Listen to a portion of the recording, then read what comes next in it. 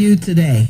I'm doing fine. Certainly, I want to congratulate Pastor Mack on 27 years of service at Is it UGB. 27? I think it was his 27th That's anniversary. wonderful. That is wonderful. And with just a tremendous turnout to wish him well and to listen to the wonderful recording artists that he brought in for the people to help celebrate this. Yeah. We were planning to go over there, but we were over at the M.A. Evans graduation over at Mercer. Mrs. Evans invited us to participate and congratulate the young people who, she just has such a fantastic program, M.A. Evans, and we were at that graduation, after we almost drowned in that storm that came down, but we made it through, and it was such a wonderful thing to see those young people. They just performed, they just spoke so well. They are just so well trained and just so proud. And Ashley Washington, who was one of the Gates scholars from Central, Ashley is a graduate of M.A. Evans, and she was there to congratulate these young people, these little first graders who were going on to the next grade level, and she was there and spoke. And she is just a wonderful young lady, and we wish her well. But it's just a wonderful day. But I'm sorry, because Tamala Mann is everybody's favorite, but the little ones were our favorite as well on Sunday evening. But we do want to wish Dr. Mack the very best, and we'll maybe be there for his 28th next year. I understand that if you had gone, you probably couldn't have gotten in. No. Hundreds of people away, is my understanding. Yeah.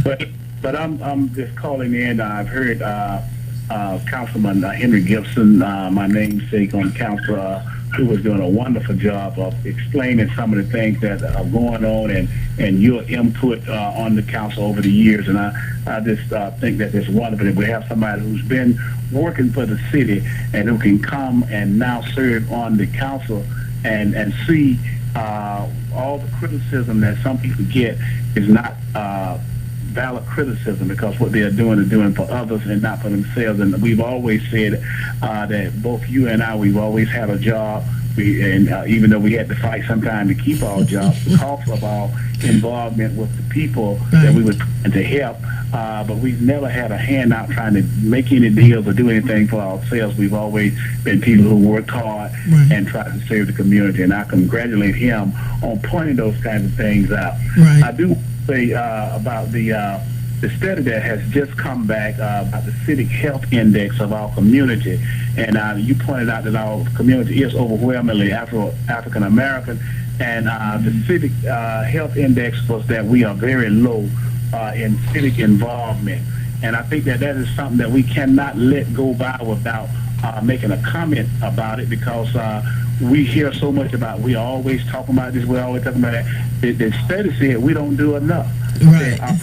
Are not engaged enough, they don't vote enough, they're not involved in enough activities in the community, and I was just happy to get that report so that now we can continue to push to get people more involved in the things that affect their lives. And one of the outcomes of civic involvement that was pointed out by the study is that the unemployment rate is generally lower in places where there is high civic involvement.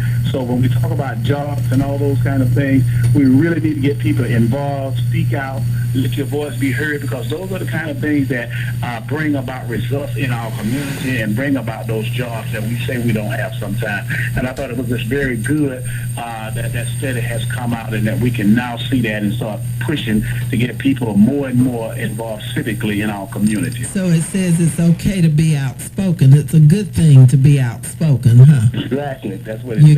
You get more done.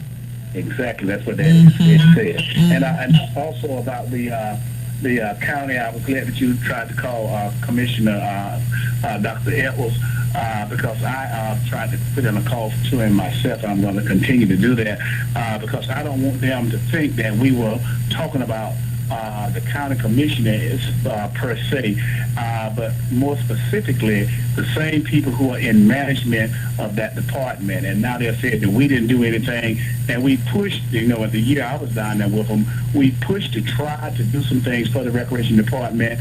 And of course, if the administration is dragging its feet and they have other options that they want to pursue rather than what we recommend from council, then I think that ball lands squarely in their lap, and that's where it should be, because they are the ones who really have the ultimate say as to what is going to happen with the pools.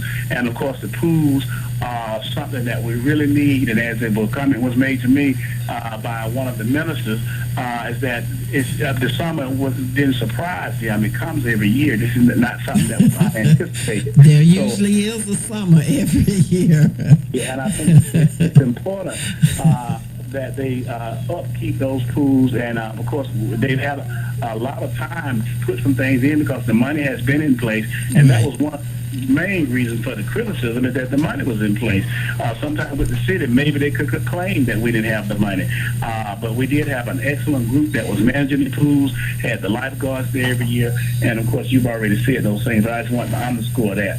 And secondly, I wanted to say about consolidation, and of course consolidation really has been a monster that has been dropped in our laps. And of course, as I said before, we're not crying over spilled milk. This cheese has been moved. We understand that we're going to have to do consolidation, but then when we look at all the players that have been involved with getting us to where we are now, and I did put in a call because I heard all this talk about Representative James Beverly being in certain places when things were taking place and that he should have known.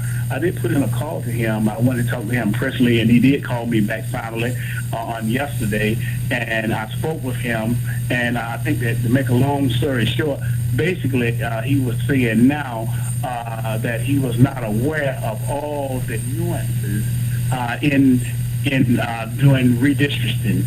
And of course, sometimes, you have to have experience to do some things, or else people will suffer, as our community is now set up to suffer.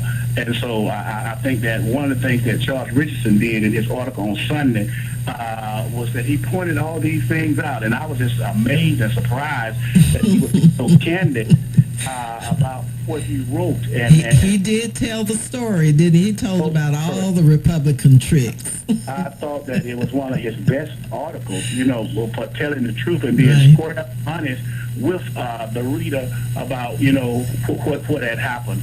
And I think that those legislators have read that, and I don't know how they feel. I know how I would feel if it was being said about me. Yeah, I would be embarrassed.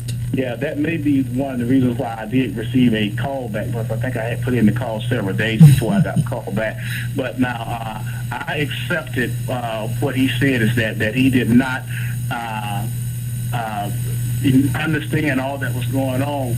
But at the same time, I reminded him that they sequestered themselves away from people and said that they were sworn to secrecy and could not discuss what was being discussed behind closed doors. During the consolidation debate, during the consolidation work. During the consolidation work. Nobody could have input into what they were doing, and how can you help somebody if you don't know where they're headed? So exactly.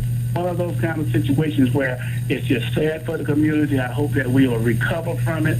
I'm so happy that the Justice Department, and I salute all those, the ministers and the many citizens who voiced 400 citizens. Who will voice their opinion. That was civic engagement. So maybe our points will go up, because that was very good civic engagement. And of course, I did not bring up some of the other kinds of things I had heard about a promise being made to certain members of the delegation that they were going to be the mayoral candidate if they went along with this plan. All kinds of things. I didn't bring those things up because I thought that, it was just a water under the bridge now that the mayoral candidates have declared themselves. So I did want to just touch bases on those things, because I did say some things about it on last week, and I certainly wanted to follow up on that. We need to get more involved, and we're waiting now for the Justice Department to run a decision in this election. But I think that one of the things that we should be doing now is urging our delegation to go ahead and tell the Justice Department that they don't have all that the Justice Department asked for, because they did not let citizens get involved in it, because they're asking, who did you talk with? Who? They didn't just tell the truth. We didn't talk with anybody. They've gone out and out. I don't know what the lawyer is going to do. They need to say, go ahead.